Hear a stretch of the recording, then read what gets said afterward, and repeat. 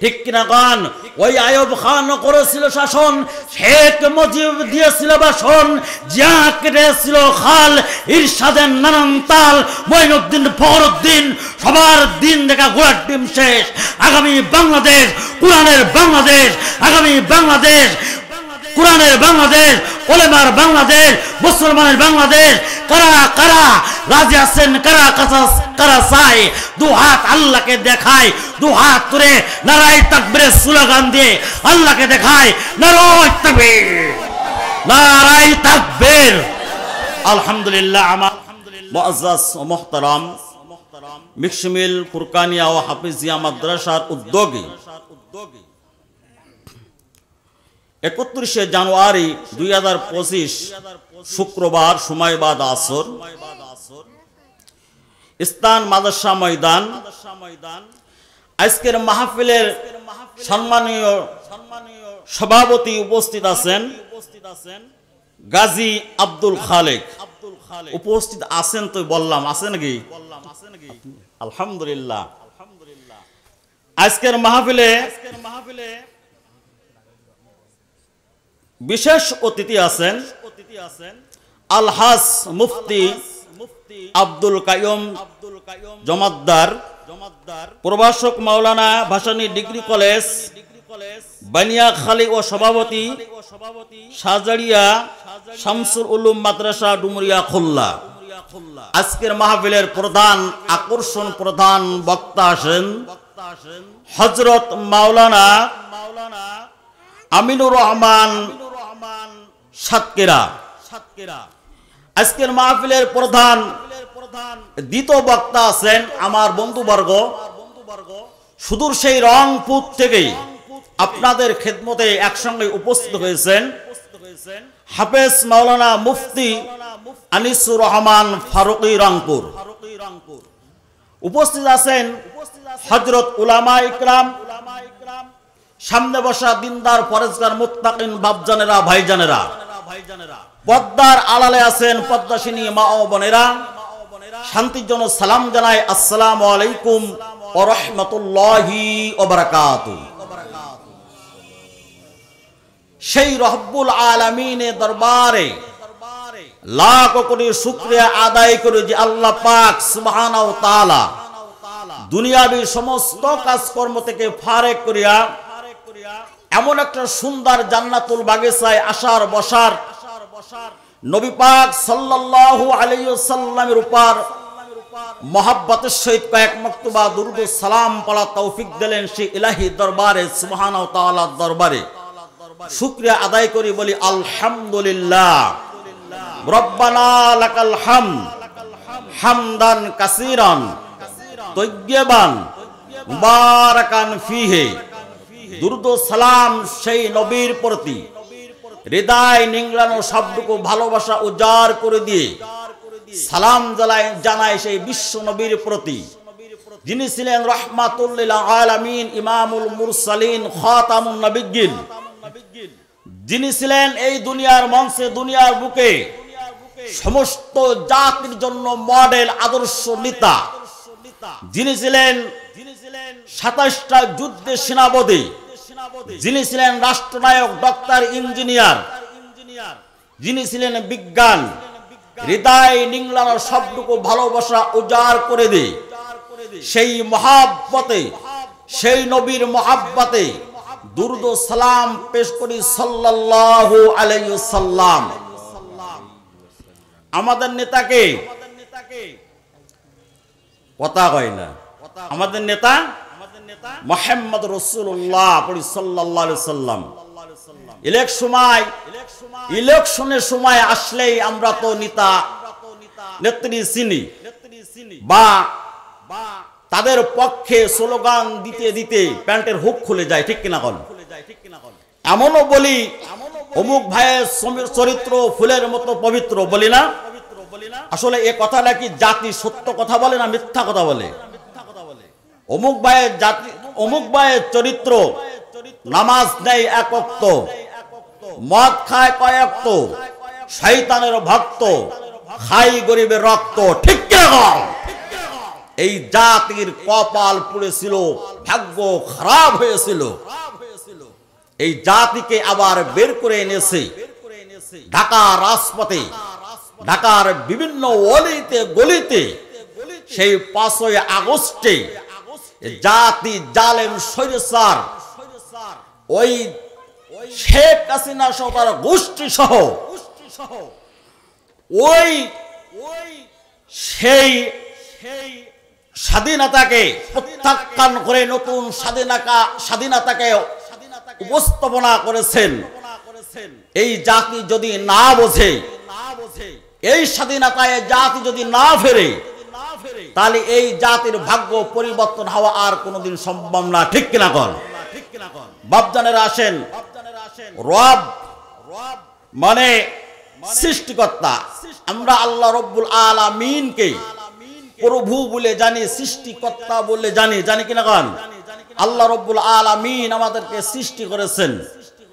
এই দুনিয়ায় যত নিয়ামত সৃষ্টি করেছেন আল্লাহ পাক, সমস্ত নিয়ামত গুলো বান্দার জন্য সৃষ্টি করেছে। কোন সুবহানাল্লাহ।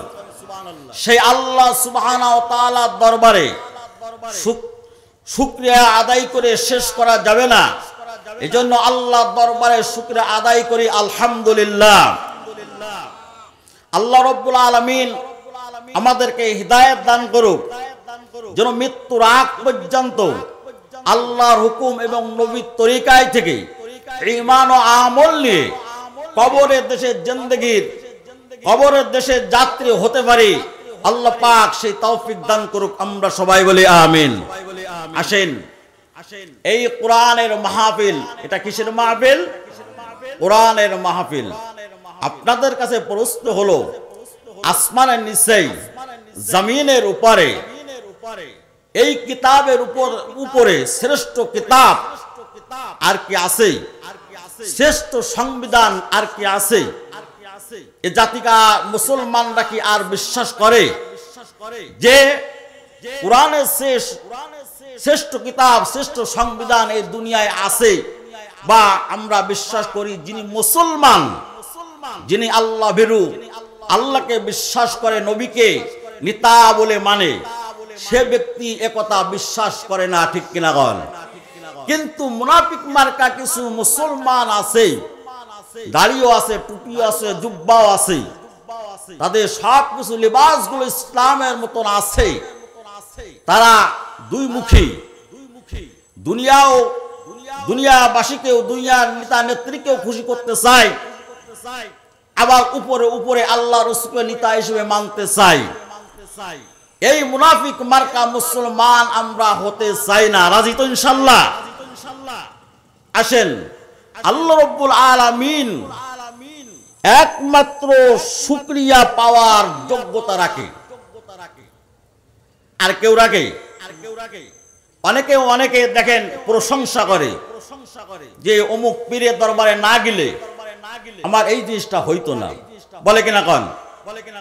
অমুকের কাছে না গেলে আমার এই জিনিসটা হইতো না, চাকরি না থাকলে, ব্যবসা না থাকলে, ক্ষেত খামার না থাকলে, ঘেল না থাকলে আমার বাঁচার কোনো উপায় ছিল না। এরকম কথা বলে কিনা? রহ রহ আমরা বলে থাকি।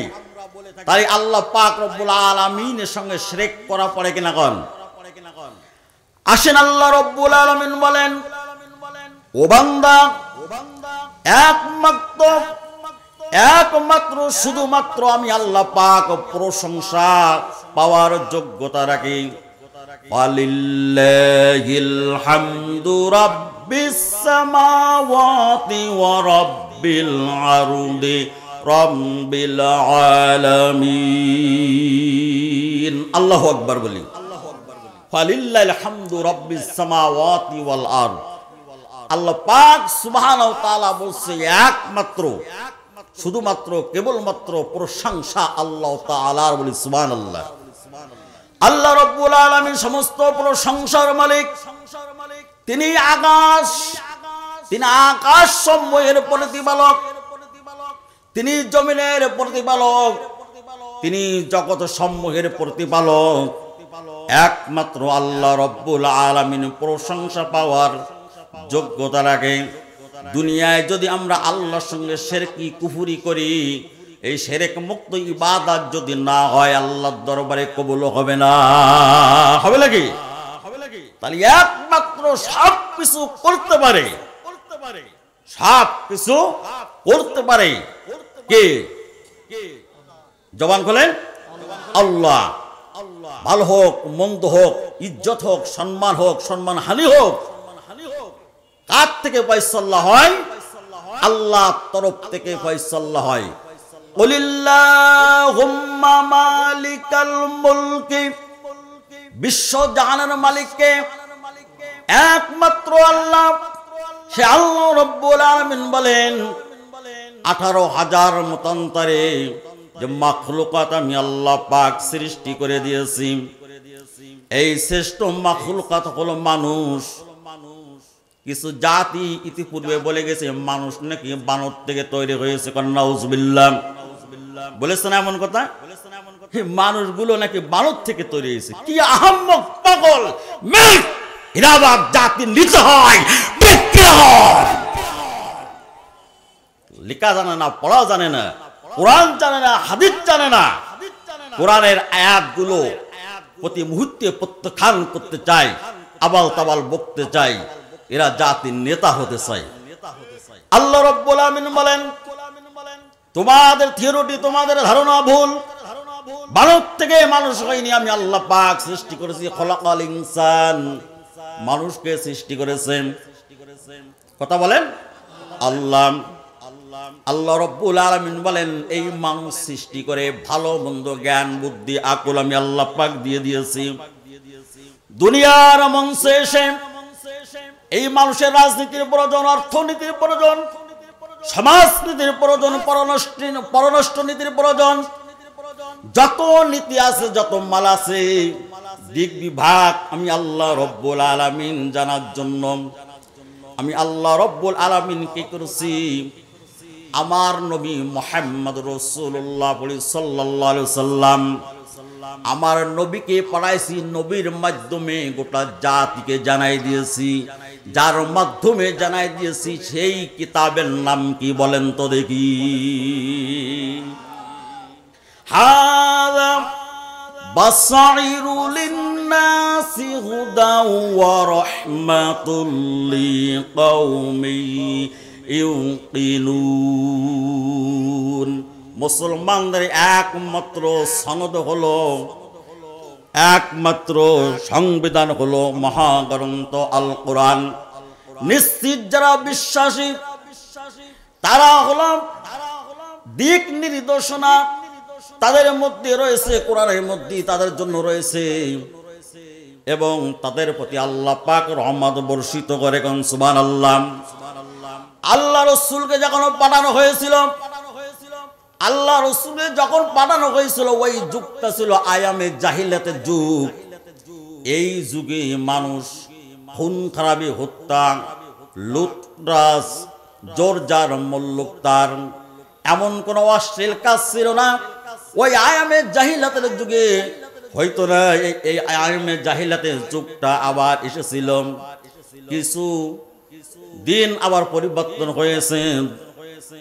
5ই আগস্টের আগে দেখেন বাংলাদেশের সমস্ত জাতিকে বিভিন্ন দিক দিয়ে মেরুদণ্ড করে ফেলতেছিল। বাপজানেরা, ভাইজানেরা, আমার শিক্ষা ব্যবস্থা শুরু করে এমন কোন দিক বিভাগ নেই যেখানে দুর্নীতি ছিল না। ঠিক কিনা কন? নেতা নেতৃত্ব যারা ছিল তাদের মন গড়া আইন দিয়ে পুলিশ প্রশাসন পকেটে রেখে জাতির সম্পদগুলো তারা বিদেশে পাচার করেছে। 1 কোটি 2 কোটি নয়, হাজার হাজার কোটি টাকা তারা বিদেশে পাচার করে বাংলাদেশে অর্থনৈতিক দিক থেকে পঙ্গু করে ফেলেছে। ঠিক কিনা বল? এদের আবার কিছু মানুষ এখনো স্মরণ করে। শোনেন, যার সাপ মেরে ফেললে কি হবে তার লেজ কিল নাড়া দিচ্ছে, যে কোনো সময় সফল মারতে পারে। ঠিক কিনা গণ? এই জন্য মুসলমান টেকনাফ থেকে তেতুলিয়া, সুন্দরবন থেকে বান্দরবন পর্যন্ত মুসলমানদের সজাগ থাকতে হবে। স্বৈরাচী জালেম এই সরকারের নেতা নেত্রী কর্মীরা আবার বাংলাদেশে গর্জন দিয়ে না উঠতে পারে, ঠিক কিনা কর? এটা চার ব্যবস্থা হবে না। বাপ জানেরা, ভাই জানেরা, আসেন। তাই আল্লাহ পাক বললেন, আমি নবীকে পাঠাইলাম ওই আয়ামে জাহিলাতের যুগে, হুয়াল্লাযী আরসালা রাসূলাহু বিল হুদা ওয়া দীনিল হাক্কি লিইযহিরাহু আলাদ-দীনি কুল্লিহি ওয়ালাউ কারিহাল মুশরিকুন। আল্লাহু আকবার কান। কোরআন শুনে আল্লাহু আকবার বললে সঙ্গে সঙ্গে আমলনামায় 10টা নেকি জমা হয়ে যায়। কোরআনকে ভালোবাসলেও সব, কোরআনকে মহব্বত করলেও সব, কোরআনের আয়াত শুনলেও সব, পড়লেও সব, কেউ পড়ছে সেটা শুনলেও সব। এই কোরআন যারা ধারণ করে, আপনাদের এখানে হাফিজ মাদ্রাসা, এদের কত মর্যাদা, কত সম্মান। একজন আলেমের, একজন হাফেজের কত মর্যাদা সম্মান কে বাড়াই দিয়েছে? আল্লাহ পাক। কার মাধ্যমে? কোরআনের মাধ্যমে। আজকে আমি মাওলানা আমিনুর রহমান ফারুকী, আমি জঘন্য মানুষ, আমার ভিতরে কোনো এলেম কালেম বেশি একটা নাই, কিন্তু আল্লাহ পাক এই স্টেজে বসার সুযোগ করে দিয়েছে কিসের মাধ্যমে? কোরআনের মাধ্যমে। একটু জিকির দেন, লা ইলাহা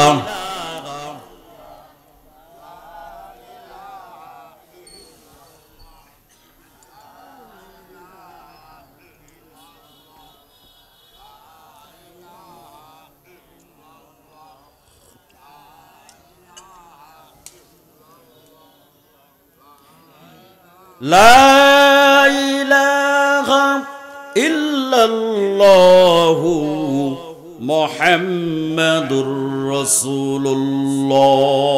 আল্লাহ পাক বললেন, তাহলে আমি আল্লাহ পাক রব্বুল আলামিন হিদায়াত ও সত্য দিন সহ সকল দিনের উপর বিজয় করার জন্য আমি আমার নবীকে রাসূলকে প্রেরণ করেছি। কিন্তু কিছু মানুষের, মুশরিকদের, কাফেরদের এখানে বাধা আছে, তারা বিশ্বাস করতে চায় না। বাপজানেরা, ভাইজানেরা আমার, যদিও মুশরিকরাও পছন্দ করে, আল্লাহ রাসূল সাল্লাল্লাহু আলাইহি সাল্লাম মক্কার জীবনে যখন কোরআনের দাওয়াত, তাওহীদের দাওয়াত, রিসালাতের দাওয়াত দিচ্ছিলেন,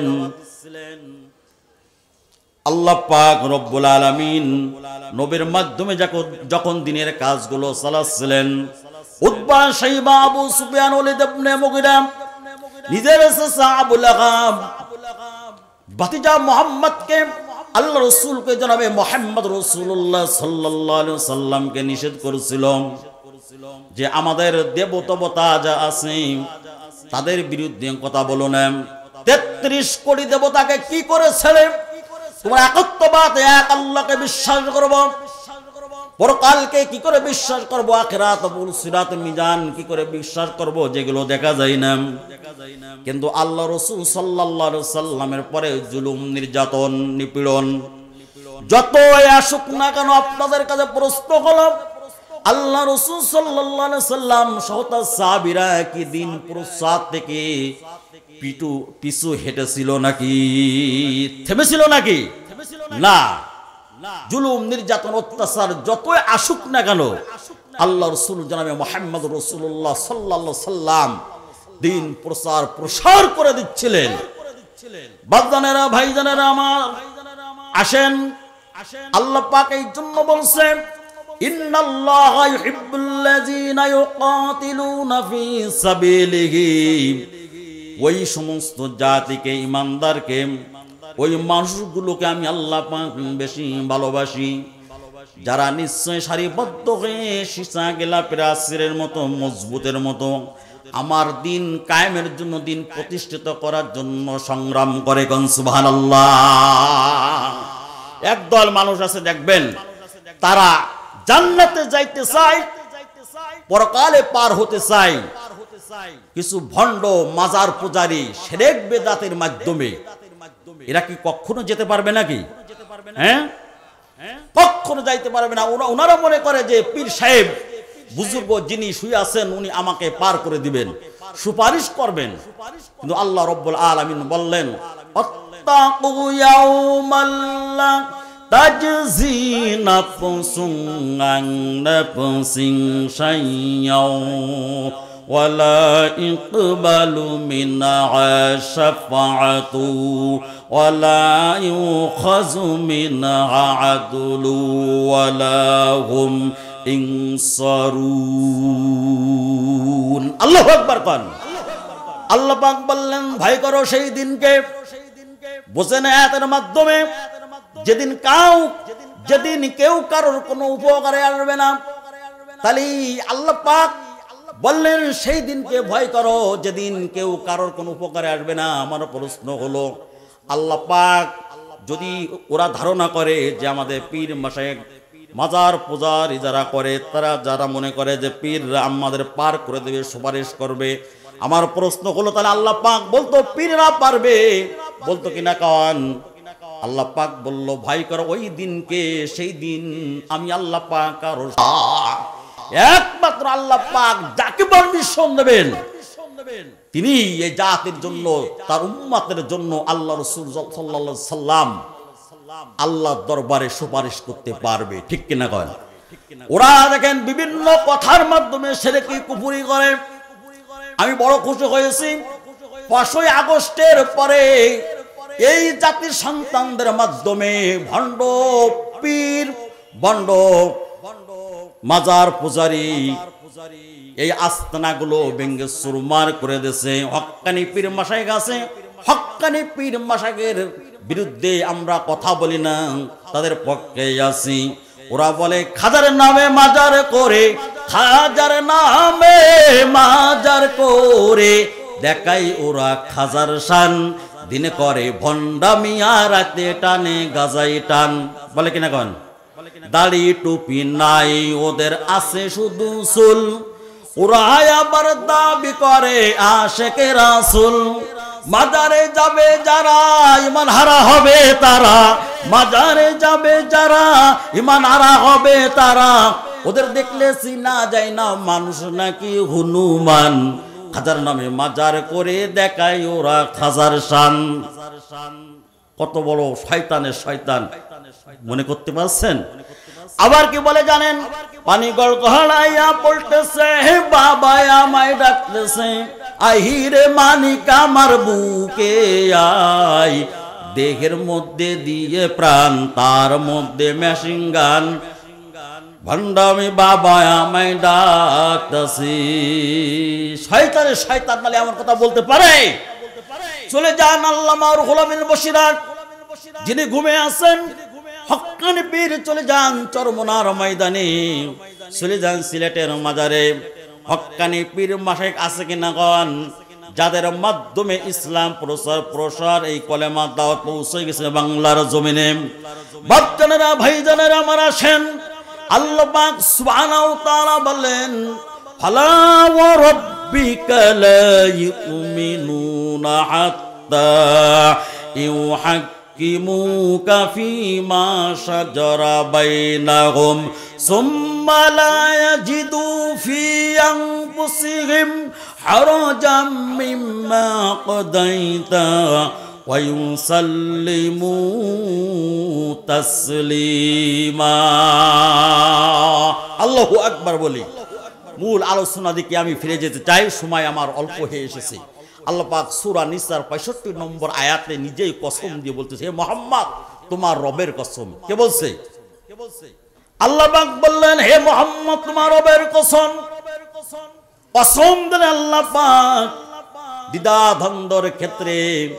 দ্বিধাদ্বন্দ্বের ক্ষেত্রে যতক্ষণ পর্যন্ত আল্লাহ রাসূল মুহাম্মদ রাসূলুল্লাহ সাল্লাল্লাহু আলাইহি সাল্লামকে যতক্ষণ পর্যন্ত তোমরা ফয়সালাকারী হিসেবে না মেনে নেবে, ততক্ষণ পর্যন্ত তোমরা মুমিন হতে পারবে না। কার কথা? আমরা তো বলি ইমানদার হয়ে গেছি, দাড়ি টুপি জুব্বা সব আছে, আমরা বলি না এমন কথা? নিজেদেরকে নিজেরা ইমানদার বলি, কিন্তু আল্লাহ পাক বলল যে তুমি কলেমা পড়লে ঈমান এনেছি, এ কথা বললে আমি রব্বুল আলামিন ছেড়ে দেব না। আল্লাহ রব্বুল আলামিন বললেন আহাসিবান নাসু আইয়ুতরাকু আইয়াকুলু আমান্না ওয়া হুম লা ইফতানুন। ইমানদার এনেছি, ইমানদার হয়ে গেছি, ইমানদার মনে করা, একথা বললেই আল্লাহ পাক বলছে আমি তোমাদেরকে ছেড়ে দেব না। একটু জিকির দেন, লা ইলাহা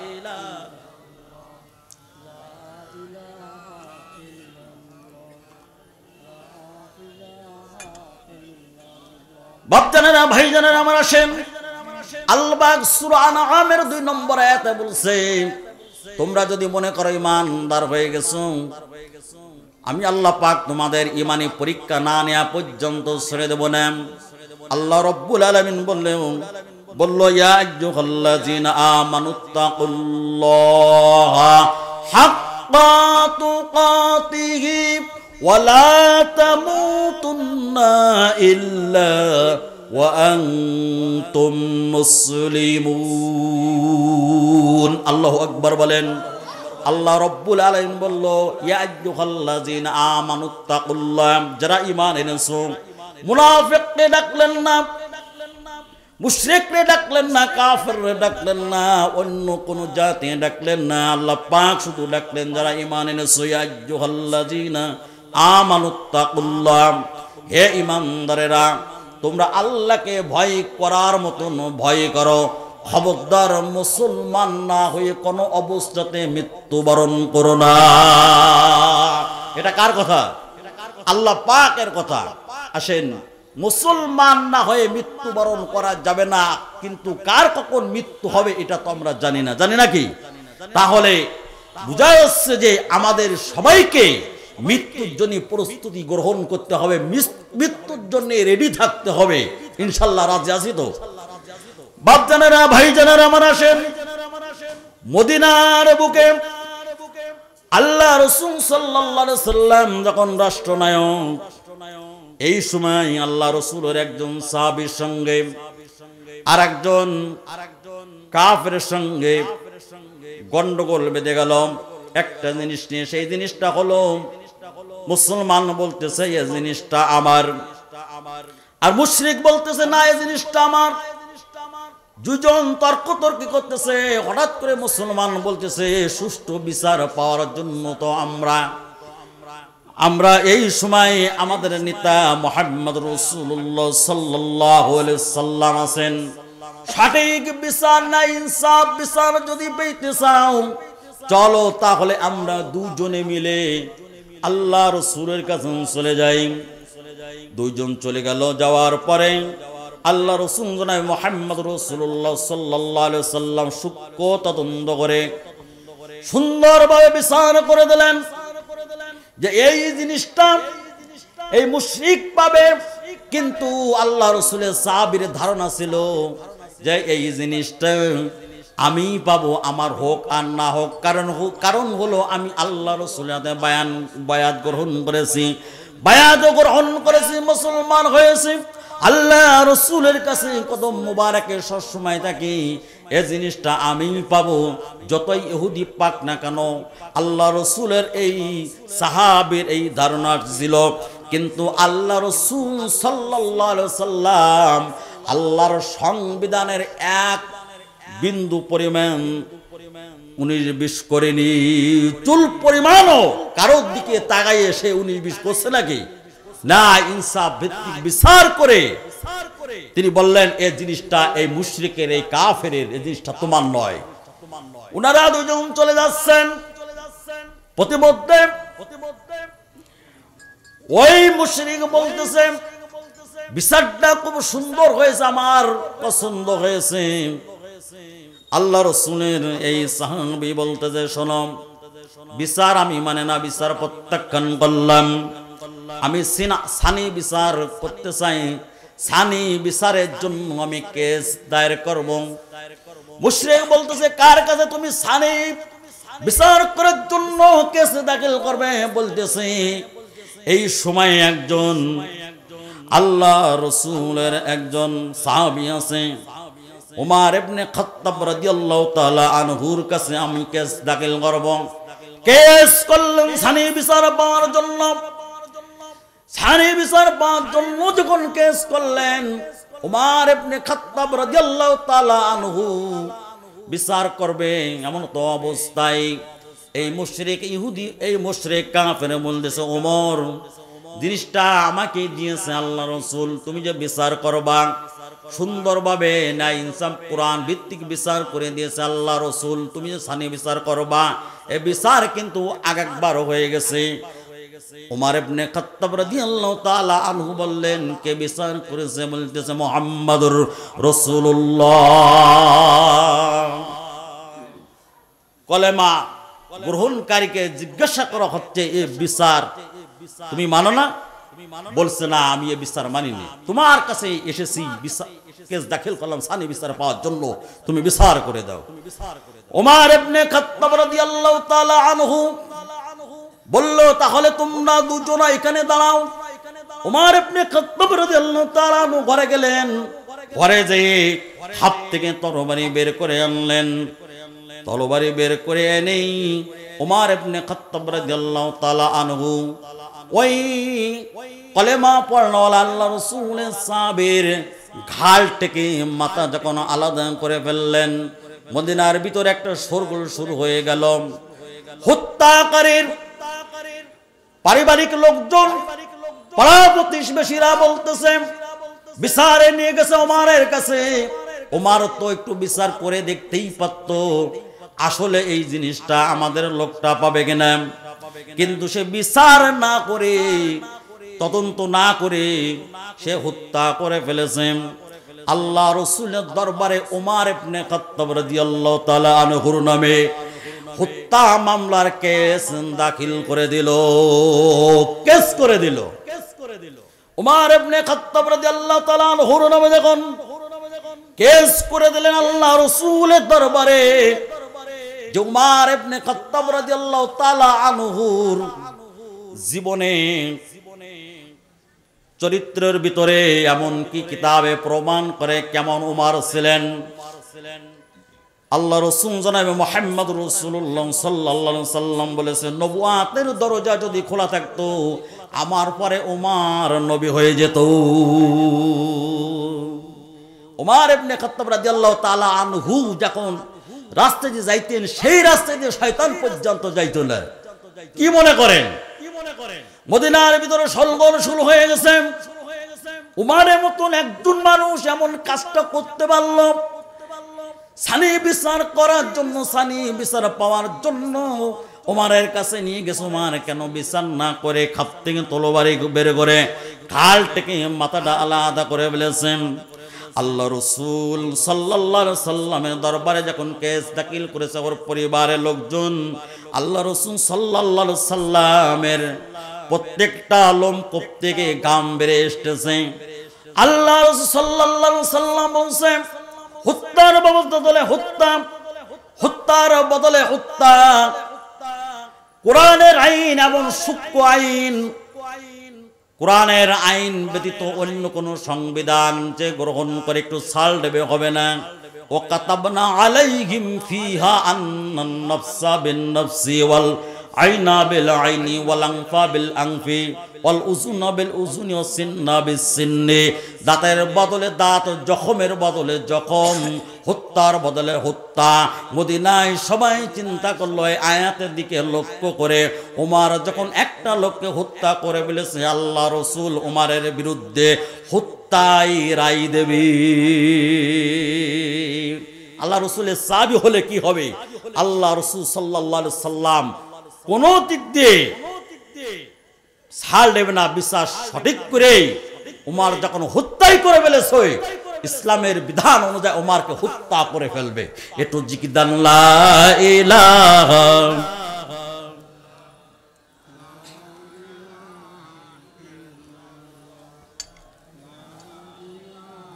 সাতটা 15 না শেষ। লা ইলাহা মুহাম্মাদুর রাসূলুল্লাহ। বাপজানেরা, তাহলে মানুষ যদি এই কোরআন থেকে বিন্দু পরিমাণে পিছু হাঁটে, এই দুনিয়ার স্বার্থে, নেতার স্বার্থে, নেত্রীর স্বার্থে, জাতের কাছে প্রশ্ন আমার, নামাজ কালাম হজ যাকাত দান সদকা আল্লাহর দরবারে সেদিন কোনো কিছু গ্রহণযোগ্য হবে না। হবে কি? হবে। সবচাইতে আল্লাহ রাসূল সাল্লাল্লাহু আলাইহি সাল্লামকে মহব্বত করতেন। 12 বছর, 1 বছর নয়, 2 বছর নয়, একটা না 12 বছর পর্যন্ত আল্লাহ রাসূল সাল্লাল্লাহু আলাইহি সাল্লামের পিছনে আল্লাহ রাসূলের ইমামতিতে নামাজ পড়েছে মদিনার সবচেয়ে টাটকা বড় মুনাফিক আব্দুল্লাহ বিন উবাই সুলুল। ঠিক কি না কর? আল্লাহ রাসূল সাল্লাল্লাহু আলাইহি সাল্লাম যখন মসজিদে নববীতে যাইতে একটু দেরি হয়ে যেত, মিম্বারে বসে এই আব্দুল্লাহ বিন উবাই বয়ান করতেন, সুন্দর করে বুঝাইতেন কোরআন হাদিসের কথা। কোরআন হাদিসের কথা এমন ভাবে বুঝাইতেন মনে হতো এর চাইতে ঈমানদার লোক এই দুনিয়ায় আর একজনও নাই। আল্লাহ রাসূল সাল্লাল্লাহু আলাইহি সাল্লাম যখন মিম্বারে বসে বয়ান করতেন, আব্দুল্লাহ বিন উবাই সুলুল তিনি মাঝখানে বসে নারায়ে তাকবীর আল্লাহু আকবারের স্লোগান দিতেন, মানুষকে উৎসাহিত করতেন। এই আব্দুল্লাহ বিন উবাই যখন মৃত্যুবরণ করলো, দেখেন ইনার জীবনে তো হজ ছিল না, ইনার জীবনে প্রত্যেকটা ভালো কাজ ছিল, কিন্তু এর বিরুদ্ধে আল্লাহ রাসূল সাল্লাল্লাহু আলাইহি সাল্লামের কাছে আয়াত নাযিল হলো। এই উমর ইবনে খাত্তাব রাদিয়াল্লাহু তাআলা আনহু বলেছিল, ইয়া রাসূলুল্লাহ, ইয়া হাবিবাল্লাহ, এই লোকটার জন্য কি আপনি দোয়া করবেন? এই লোকটার জানাজার নামাজ আপনি পড়াবেন? সূরা তাওবার ভিতরে আয়াত এসেছে 80 নম্বর আয়াত, সূরা 80 নম্বর আয়াতের তাফসীর শানে নজুল ব্যাখ্যা দেখবেন আল্লাহ রাসূলের কাছে আয়াত নাযিল হয়েছিল। আল্লাহ রাসূল সাল্লাল্লাহু আলাইহি সাল্লাম মসজিদে নববীতে বসেন, তার ছেলে আব্দুল্লাহ যে বলতেছে, ইয়া রাসূলুল্লাহ, ইয়া হাবিবাল্লাহ, এই আব্দুল্লাহ বিন উবাইর সুলুলের যিনি সন্তান ছিলেন আব্দুল্লাহ, একজন আল্লাহ প্রেমিক ছিলেন, রাসূল প্রেমিক ছিলেন, সত্যিকার একজন তিনি সাহাবী ছিলেন। আল্লাহ রাসূল বলতেছে আমি কি করব? বলছে আমার আব্বা ওসিয়াত করে গেছে, আমার আব্বা যখন মৃত্যুবরণ করবে, মৃত্যুবরণ করার পর আপনি নিজেই তার সালাতে জানাজা নামাজের ইমামতি করবেন, আপনি তার জন্য একটু দোয়া করবেন।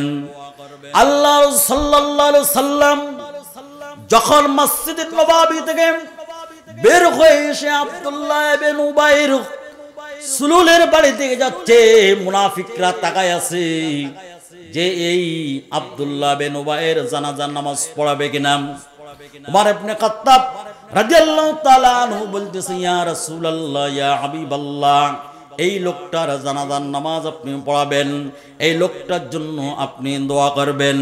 আল্লাহ রাসূল সাল্লাল্লাহু আলাইহি সাল্লাম বলল, মন গড়া কোনো জিনিস, কোনো কথা আমি বলতে পারবো না যতক্ষণ পর্যন্ত আল্লাহ তরফ থেকে কোনো ফয়সালা না আসবে, ততক্ষণ পর্যন্ত আমি যেতেই থাকবো। বাপজানেরা, ভাইজানেরা আমার, আল্লাহ রাসূল সাল্লাল্লাহু আলাইহি সাল্লাম যখন উপস্থিত হবে, জানাজার নামাজে শরীক হবে, এই সময় আল্লাহর পাক রব্বুল আলামিনের হাবিবের সাহাবী হযরত উমর ইবনে খাত্তাব রাদিয়াল্লাহু তাআলা আনহু চিন্তা করতেছেন, তাই তো আল্লাহ রাসূল এই লোকটার জন্য দোয়া করবে, এই লোকটার জন্য, এই লোকটার জানাজা পড়াবে। 80 নম্বর আর 80 নম্বর আয়াত তো বের করে দেন। বাপজানেরা, ভাইজানেরা আমার, যখন আল্লাহ রাসূল জানাজা পড়াই যখন দিলেন, সেই সময় আয়াত নাযিল হয়ে গেল, ওয়ালা তুসাল্লি আলা আহাদিম মিনহুম মাতা আবাদাও ওয়ালা তাকুম আলা কবরি ইন্নাহুম কাফারু বিল্লাহি ওয়া রাসূলিহি। আল্লাহ রাসূলের কাছে আয়াত নাযিল হয়ে গেল। উমর ইবনে খাত্তাব রাদিয়াল্লাহু তাআলা আনহু বড় আনন্দিত হলো, কারণ সুবহানাল্লাহ। আল্লাহ রাসূলকে বলল, ইয়া রাসূলুল্লাহ, ইয়া হাবিবাল্লাহ, এই লোকটার তো জানাজা পড়াই দিলেন, আয়াত নাযিল হয়ে গেছে, আগামীতে এরকম টাটকা মুনাফিক যদি মারা যায় তার সালাতের জামাতের ইমামতি করা যাবে না। বলেন তো এই বিধানটা শুধুমাত্র কি ওই সময়ের জন্য ছিল না কিয়ামত পর্যন্ত বিধানটা থাকবে? কিয়ামত পর্যন্ত বিধানটা থাকবে। তাই মসজিদের ইমাম যারা আছে, মুয়াজ্জিন যারা আছে, হযরত উলামা ইকরাম যারা আছে, ডাইনে বামে পিছনে সামনে তাকালে দেখা যায় আসলে কারাম নামাজ কালাম ওয়াজ যাকাত দান সদকা ফিতরা সব কিছু আছে, কিন্তু ওই লোকটার ভিতরে জিহাদের তামান্না নেই। এই লোকটা ভিতরে কোরআন প্রতিষ্ঠিত হোক, কোরআনের আইন কায়েম হোক, কোরআন পাল্টানো যাক, এই জিনিসটা তার ভিতরে নেই। এরকম মুসলমান কি পাওয়া যায় না? আছে না? আছেই, বহুত আছে। তাহলে যদি আমরা এই আয়াতের শরিয়াকে অপেক্ষা করে এই টাক্কা মুনাফিক মার্কা মুসলমানের জানাজার নামাজ পড়ায়, অবশ্যই আয়াতকে অমান্য করা পড়বে। আর আয়াতকে অমান্য করলে মানুষ কি হয়ে যায়? কুফরি কাফের হয়ে যায়। ঠিক কিনা কন? আল্লাহ রাসূল যখন দোয়া করবেন তখন আল্লাহ পাক সূরা তাওবার ৮০ নম্বর আয়াত দোয়া পাঠাই দিলেন রুহুল আমিন জিবরিল আমিনের মাধ্যমে, ইস্তাগফির লাহুম ইস্তাগফির লাহুম আও লা তাস্তাগফির লাহুম ইন তাস্তাগফির লাহুম ৭০ আল্লাহ পাক বলতেছে ইয়া নবী, একবার নয় দুইবার নয়, তুমি যদি ৭০ বারও এদের জন্য দোয়া করো, আমি আল্লাহ রব্বুল আলামিন দোয়া কবুল করব না। তাহলে এরা মৃত্যুবরণ করলে, কারণ এরা আল্লাহ রসুলের সঙ্গে কুফরি করেছে, আল্লাহ রসুলকে অস্বীকার করেছে। ঠিক কিনা কোন? যারা কোরআনকে প্রত্যাখ্যান করে, যারা বলে কোরআনের সঙ্গে রাজনীতির সঙ্গে কোনো সম্পর্ক নাই, খোদার কসম করে বললাম এই কথা বললা কুফরি, এই কথা বলা কুফরি। কারণ হলো মুসলমান একমাত্র রাজনীতি করবে কোরআন নিয়ে। ঠিক কিনা কোন? তাছাড়া মুসলমান জাতি আর কোনো সংবিধান মানতে পারে না। পারে নাকি? পারে না। বাপজারে না, বহু নেতা আমরা দেখছি, নেত্রী দেখছি, কিন্তু বাংলাদেশ থেকে সুদ মুক্ত হয়নি, ঘুষ দুর্নীতি দূর হয়নি। এই বাংলাদেশ থেকে জিনা ব্যবচারী কিছুই বিদায় হয়নি, কিছু সরে যায়নি। ঠিক কিনা গান?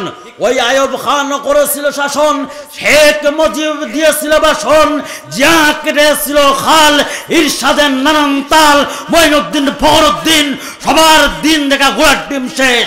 আগামী বাংলাদেশ কোরআনের বাংলাদেশ, আগামী বাংলাদেশ কোরআনের বাংলাদেশ, ওলেমার বাংলাদেশ, মুসলমানের বাংলাদেশ। কারা কারা রাজি আছেন, কারা চাই? দু হাত আল্লাহকে দেখায়, দু হাত তুলে নারায়ে তাকবীরের স্লোগান দিয়ে আল্লাহকে দেখায়, নারায়ে তাকবীর, নারায়ে তাকবীর। আলহামদুলিল্লাহ, আমার সময় শেষ। আমি আর সময় দীর্ঘায়িত করতে চাচ্ছি না। আমার জন্য দোয়া করবেন, আমিও আপনাদের জন্য দোয়া করব যেন আল্লাহ পাক রব্বুল আলামিন যে কয়দিন এই দুনিয়ায় আমাদেরকে বাঁচিয়ে রাখে, আল্লাহর হুকুম এবং নবীর তরিকায় চলতে পারি এবং কোরআনের সংগঠন করে কোরআন সংসদে নেওয়ার চেষ্টা করতে পারি। মৃত্যুর আগ পর্যন্ত জিহাদের তামান্না যেন কাফের মুশরিক বেঈমান নাস্তিকদের বিরুদ্ধে করার এই জিহাদের তামান্না থাকে। আল্লাহ পাক ঈমান ও আমল নিয়ে কবরে যা তৌফিক দান করুক। আমরা সবাই বলি আমিন। ওয়া আখিরু দাওয়ানা আলহামদুলিল্লাহি রাব্বিল আলামিন। বেয়াদবি হলে ক্ষমা করবেন। আল্লাহ পাক রব্বুল আলামিন আমাদেরকে ঈমানদার ফরজগান মুত্তাকিন হয়ে কবরে যা তৌফিক দান করুক। আসসালামু আলাইকুম ওয়া রাহমাতুল্লাহি ওয়া বারাকাতুহু।